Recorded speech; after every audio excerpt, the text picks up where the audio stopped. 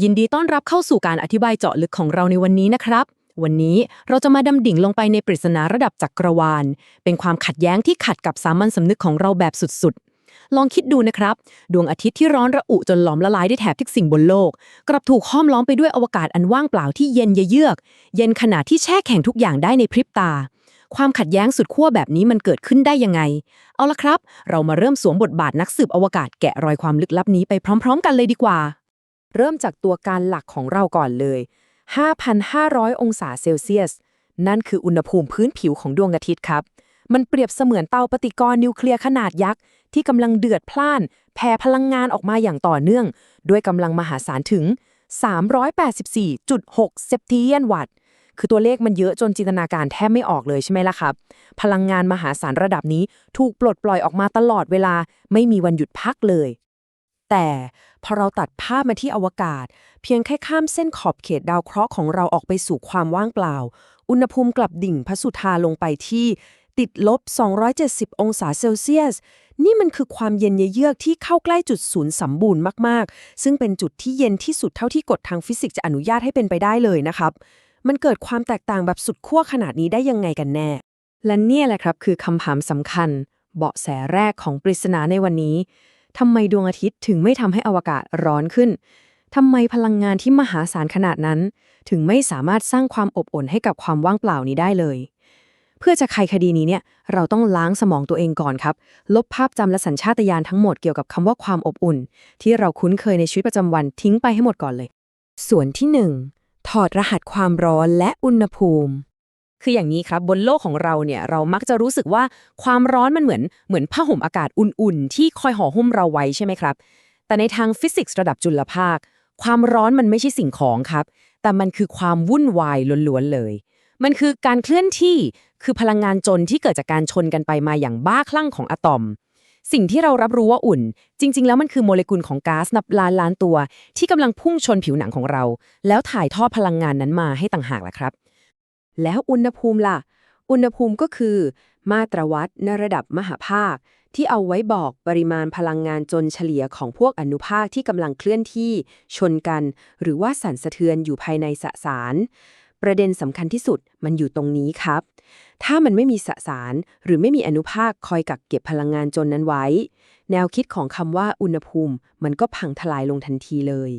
พูดง่ายๆคือไม่มีอนุภาคก็ไม่มีสิ่งที่เรียกว่าอุณหภูมินั่นเองครับส่วนที่ 2พื้นที่เกิดเหตุอันว่างเปล่าลองดูความแตกต่างของความหนาแน่นพวกนี้สิครับมันสุดขั้วมากๆที่ระดับน้ำทะเลบนโลกเรามีอนุภาคมหาศาลถึง 2.5 คูณ 10 ยกกำลัง 19 ตัวต่อลูกบาศก์เซนติเมตรทำให้เกิดการพาความร้อนและนำความร้อนได้แบบสบายๆแต่พอเราขยับออกไปในอวกาศระหว่างดาวเคราะห์จำนวนอนุภาคตกควบลงไปเหลือแค่โปรตอน 9 ตัวต่อลูกบาศก์เซนติเมตรและถ้าเป็นอวกาศระหว่างกาแล็กซี่เหลือแค่1อะตอมต่อ1ลูกบาศก์เมตรเท่านั้นคือมันตกลงไปกว่า 27 ลำดับขนาดความเบาบางระดับนี้ล่ะครับคือคำตอบว่าทำไมความว่างเปล่าถึงดักจับหรือเก็บพลังงานจากดวงอาทิตย์ได้เลยแม้แต่นิดเดียวเรื่องนี้มันนำมาสู่ปรากฏการณ์ที่ฟังดูย้อนแย้งสุดๆที่เรียกว่าความขัดแย้งในชั้นเทอร์โมสเฟียร์ครับ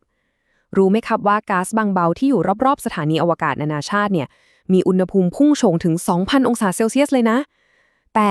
ถ้ามีนักบินอวกาศออกไปลอยตัวอยู่ตรงนั้นในเงามืดเขาจะหนาวตายครับเอ๊ะทำไมเป็นงั้นล่ะก็เพราะว่า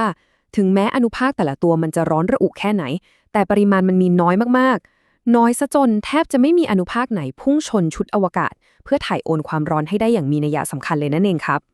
ส่วนที่ 3กลไกที่หายไปในความว่างเปล่าปกติแล้วพลังงานมี 3 วิธีหลักในการเดินทางครับ 1. การนำความร้อนซึ่งอันนี้สสารต้องสัมผัสกันโดยตรง 2. การพาความร้อนที่ต้องอาศัยการไหลของก๊าซหรือของเหลวและ 3. การแผ่รังสีคือเคลื่อนแม่เหล็กไฟฟ้าที่เดินทางผ่านสุญญากาศได้ในความว่างเปล่าของอวกาศเนี่ยข้อ 1 กับข้อ 2 ตัดทิ้งไปได้เลยครับมันเกิดขึ้นไม่ได้แน่นอนนั่นทำให้การแผ่รังสีกลายเป็นเพียงวิธีเดียวที่เหลืออยู่และบอกเลยว่ามันเป็นกลไกการถ่ายเทความร้อนที่เชื่องช้าเอามากๆฟิสิกส์ของการระบายความร้อนที่ว่านี้สามารถอธิบายได้ด้วยกฎของสเตฟาน โบล t ์แมนครับ มันเป็นสมการทางคณิตศาสตร์ที่พิสูจน์ให้เห็นเลยว่าวัตถุอะไรก็ตามที่ลอยเคว้งอยู่ในอวกาศจะค่อยๆคายพลังงานความร้อนหรือแผ่รังสีอินฟราเรดออกไปสู่ความมืดมิดอย่างไม่มีที่สิ้นสุดเลยครับแล้ววัตถุพวกนี้มันจะเย็นลงได้ถึงจุดไหนล่ะมันก็จะคายความร้อนออกไปเรื่อยๆครับจนกว่าจะไปแตะกับระดับความเย็นสมบูรณ์ที่สุดของจักรวาลนั่นก็คือรังสีไมโครเวฟพื้นหลังที่อุณหภูมิ 2.7 เคลวินซึ่งก็คือเสียงสะท้อนที่ยังคงหลงเหลือมาจากเหตุการณ์บิ๊กแบงนั่นแหละครับนี่คือจุดต่ำสุดขีดจำกัดความเย็นของอวกาศลึกที่แท้จริงส่วนที่ 4 การเอาชีวิตรอดในความว่างเปล่าก่อนที่เราจะไปดูบทสรุปหลายคนน่าจะเคยจินตนาการใช่ไหมครับว่าถ้าร่างกายมนุษย์บังเอิญหลุดกระเด็นออกไปในสุญญากาศจะต้องแข็งเป็นน้ำแข็งทันทีแน่ๆเลยแต่ผิดคาดครับความเย็นจัดไม่ใช่ฆาตกรที่จะมาปลิดชีพเราเป็นอันดับแรกเพราะร่างกายมนุษย์เรามีการสร้างความร้อนจากภายในอยู่ตลอดเวลาและเนื่องจากอวกาศเนี่ยมันทำงานเหมือนฉนวนกันความร้อนที่สมบูรณ์แบบการที่ความร้อนจากร่างกายเราจะแผ่ออกไปจนถึงขั้นหนาวตายนั้นอาจจะต้องใช้เวลาทรมานยาวนานเป็นชั่วโมงเลยครับแต่ความจริงที่น่าสะพรึงกลัวกว่านั้นก็คือภัยคุกคามที่รุนแรงและจะฆ่าเราอย่างเฉียบพลันไม่ใช่อุณหภูมิติดลบครับแต่เป็นการขาดความกดอากาศโดยสิ้นเชิงต่างหากพออยู่ในสุญญากาศจุดเดือดมันจะต่ำลงหวบภาพจนทำให้เลือดและของเหลวในร่างกายของเราเดือดพล่านขึ้นมาทั้งที่ไม่ได้โดนความร้อนอะไรเลยภัยเงียบตัวนี้แหละครับที่จะจัดการฉีกทำลายร่างกายเราก่อนที่ความเย็นจะทันได้ออกฤทธิ์ซะอีกฟังดูสยองใช่ไหมล่ะครับส่วนที่ 5 บทสรุปแห่งสุญญากาศความจริงกำลังจะถูกเปิดเผยแล้วครับ